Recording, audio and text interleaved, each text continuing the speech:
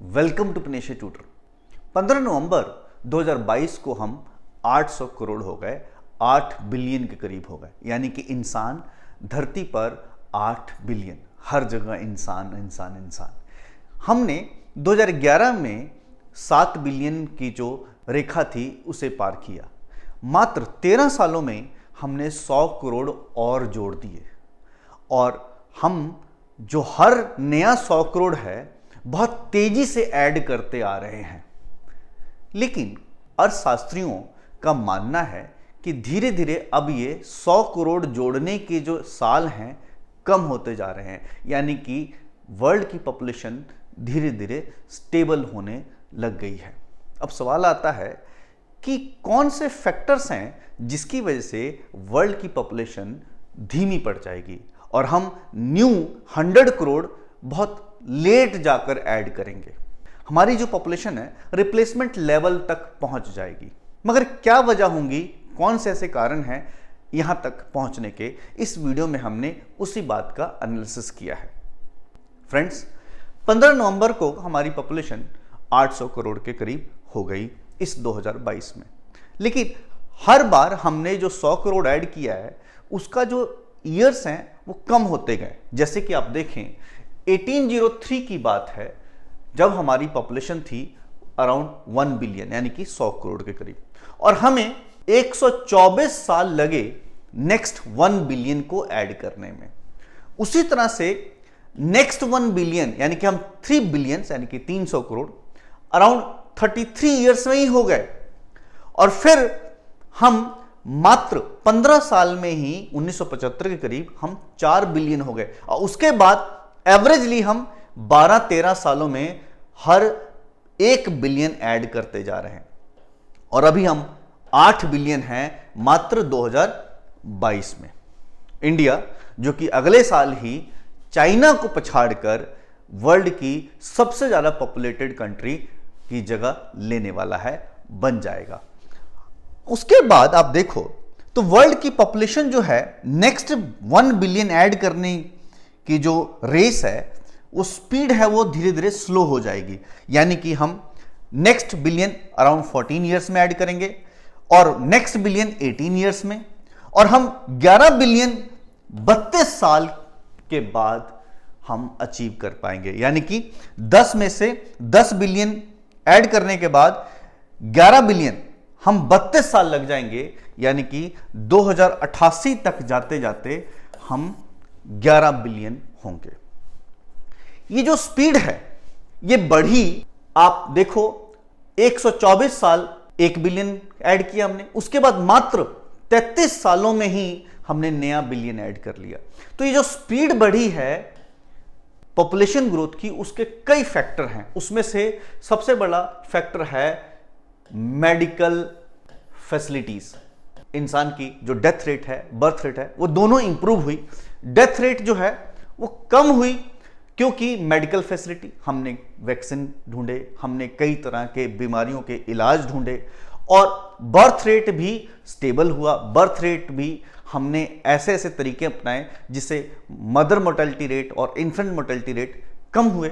उसके बाद खाना, फूड, ग्रीन रिवॉल्यूशन के बाद वर्ल्ड जो है आज भरपेट खाना खा रहा है। ये सारे फैक्टर हैं जिसकी वजह से आज हम 8 बिलियन के हो गए। लेकिन इसके बाद वर्ल्ड की पॉपुलेशन जो है गिरनी शुरू हो जाएगी और लगभग आप कहोगे कि स्टेबल होने के कगार पर पहुंच जाएगी। लेकिन ये क्या फैक्टर होंगे जो वर्ल्ड की पॉपुलेशन को स्टेबल करेंगे? वो वही कारण है जिसकी वजह से वर्ल्ड की पॉपुलेशन राइज करी है। सेम फैक्टर की वजह से वर्ल्ड की पॉपुलेशन जो है डाउन जाएगी, कम होगी। वो कौन कौन से कारण हैं, हमारे वीडियो बनाने का मकसद यही है, क्योंकि इंसान की जो बढ़ती आबादी है अगर कंट्रोल ना हुई तो इस अर्थ पर रहने लायक हम बचेंगे नहीं। अब सवाल जो आता है, अर्थ की कैरिंग कैपेसिटी कितनी है? आप सोचिए कैरिंग कैपेसिटी, मतलब सपोज करो मैं 40 बच्चों को पढ़ा रहा हूं और किसी दिन 200 बच्चों को पढ़ाने लग जाऊं उसी छोटे से रूम में, तो क्या होगा? सफोकेशन होगी, बच्चे बीमार होने लग जाएंगे, पढ़ा नहीं पाऊंगा सही से।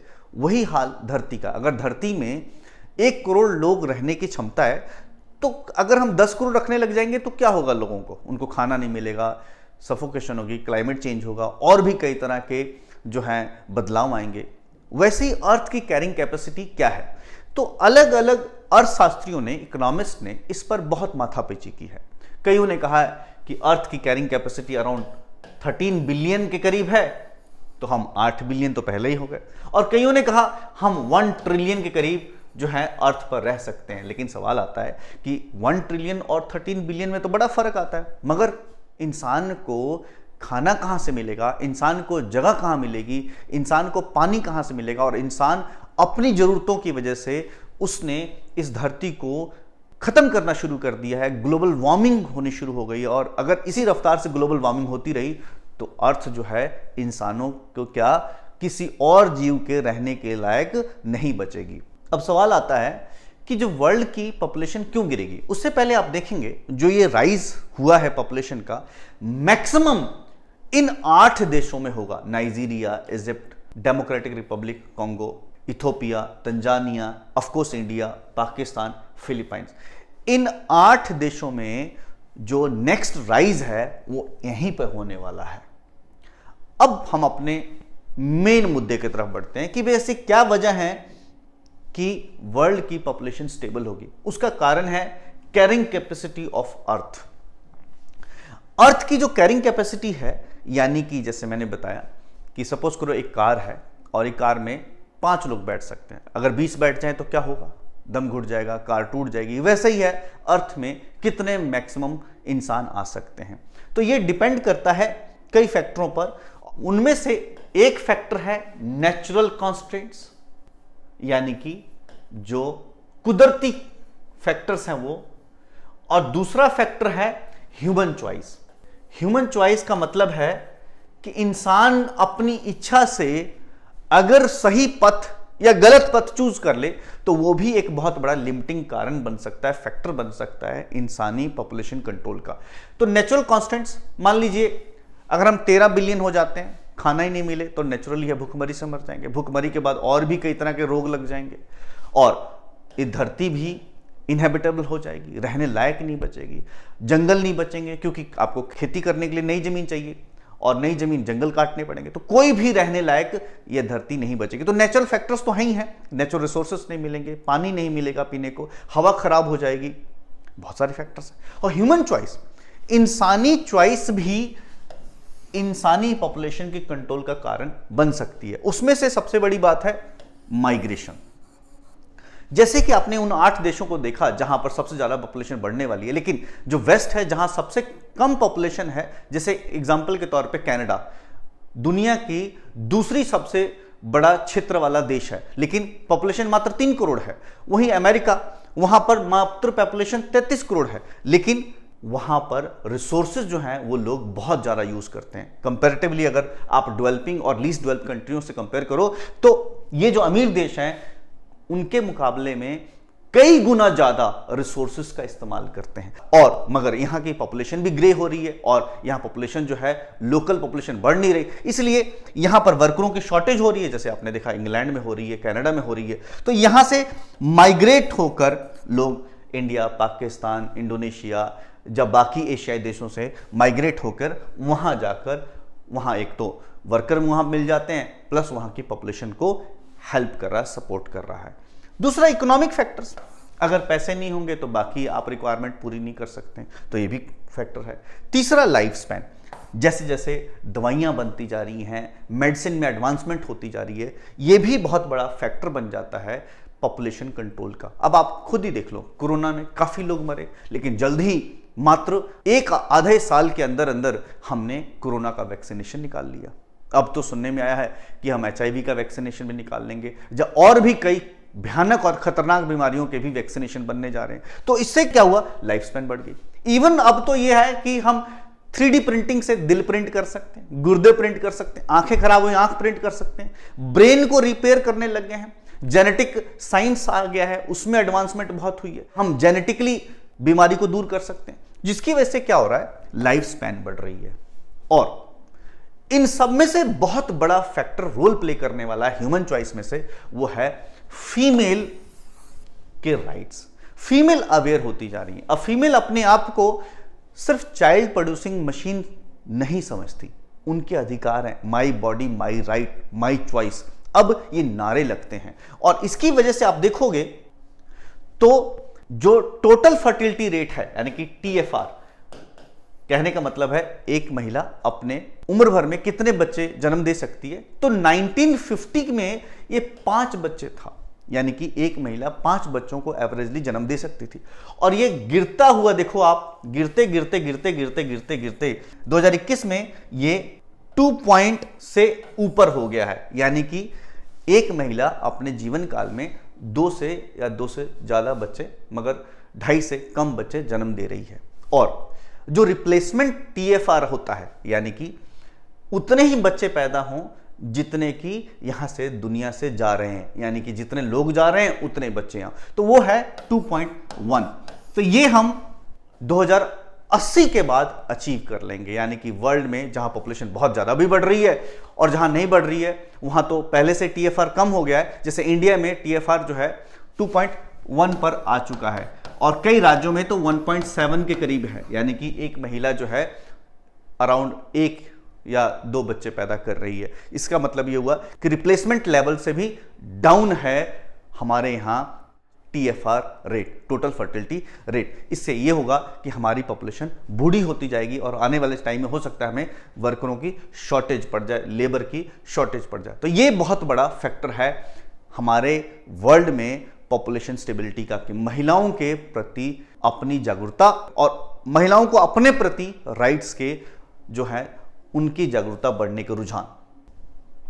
अगर आप इंडिया की बात करें तो जैसे मैंने बताया, इंडिया जो है चाइना को 2023 में पछाड़कर दुनिया की सबसे ज्यादा पॉपुलस स्टेट बन जाएगा।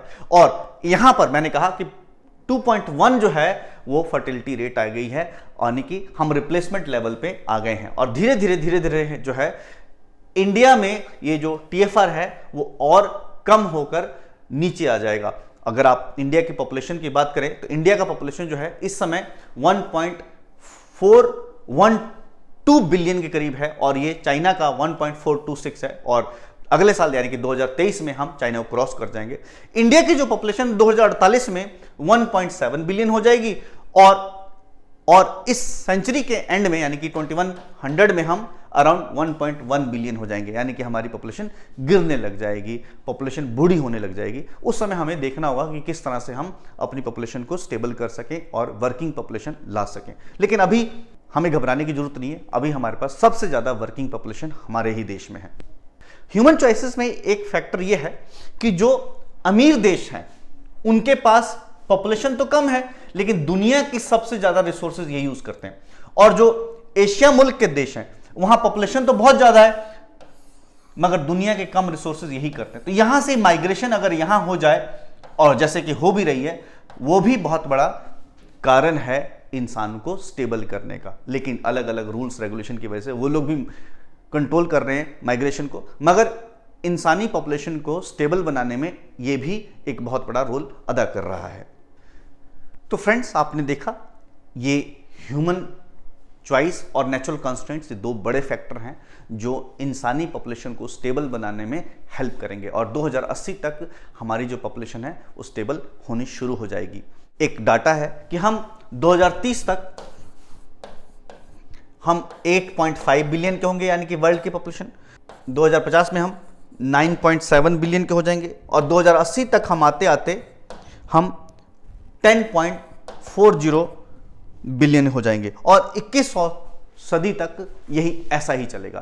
तो इसलिए ज़्यादा घबराने की भी बात नहीं, मगर जो बाकी फैक्टर हैं जैसे कि ग्लोबल वार्मिंग, इंसान को अपने ग्रीड पे कंट्रोल करना पड़ेगा। महात्मा गांधी ने भी बहुत अच्छी बात की, इंसानों की जरूरत के लिए यहाँ पे बहुत कुछ है लेकिन उनके लालच के लिए सब कुछ कम पड़ जाएगा। तो फ्रेंड्स, अपनी जरूरत को पूरा करें, लालच ना करें, यही जिंदगी का सूत्र है, मूल आधार है। Thank you.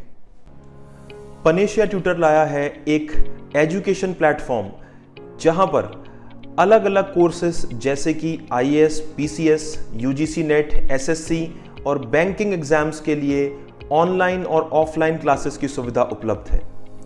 Comprehensive coverage of all the subjects through quality video lectures. है एप्टीट्यूड का topic that is blood relation, uncles only daughter. He took the throne. तो जो थ्रोन पे एम्परर बैठते थे वो अपने साथ ले गए। Kohinoor diamond, the world famous Kohinoor diamond, वो भी मुगल ट्रेजरी से ले गए। फिर आया इकोनॉमिक प्रैग्मेटिज्म, यानी कि चाहे हमारे आपसे झगड़ा भी है तो भी हम आपसे व्यापार कर रहे हैं। जैसे चाइना है, हमारा झगड़ा होते हुए भी हम उससे व्यापार कर रहे हैं। PDF नोट्स और उनसे जुड़े हुए रिलेवेंट MCQs, साथ ही साथ comprehensive mock tests. So join Panisha Tutor for your successful and bright future.